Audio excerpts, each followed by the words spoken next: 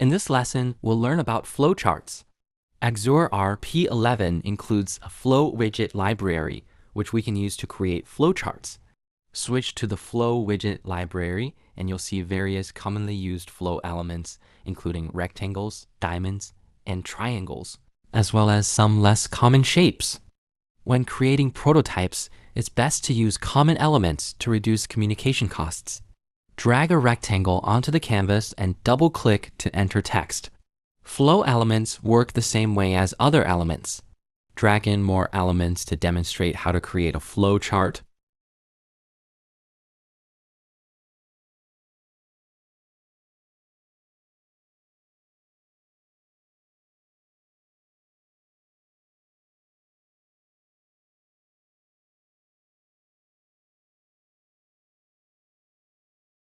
Click the connector icon in the toolbar to switch to connection mode.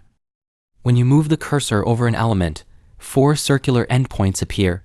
Drag an endpoint to another element to connect them with a line. This way, we can connect all the flowchart elements.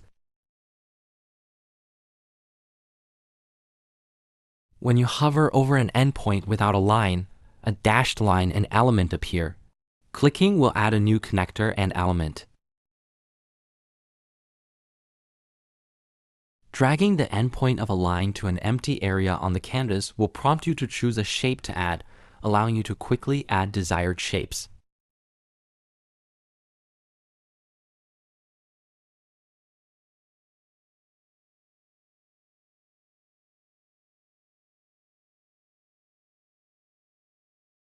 To edit an element's connector endpoints, right-click, select Transform Shape, and then edit connector points to drag and adjust endpoints.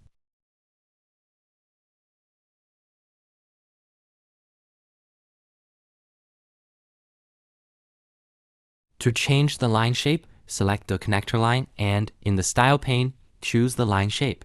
The default is a right angle line, but it can be changed to rounded, straight, or curved.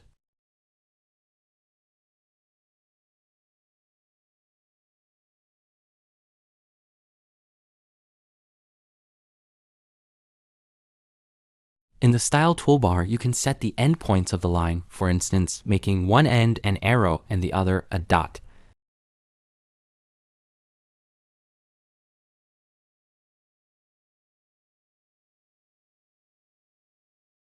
You can also set the line pattern to dashed.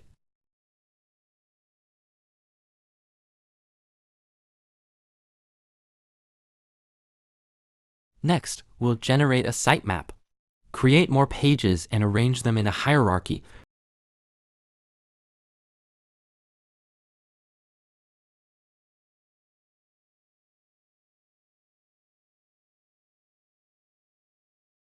Placing all pages under a top-level page. Right-click and select Generate Flow Diagram. In the pop-up, choose the standard option to generate a vertical sitemap, or select right-handing for a right-facing map. To change the page icon to a flow icon, right-click the page, choose Diagram Type, and select Flow.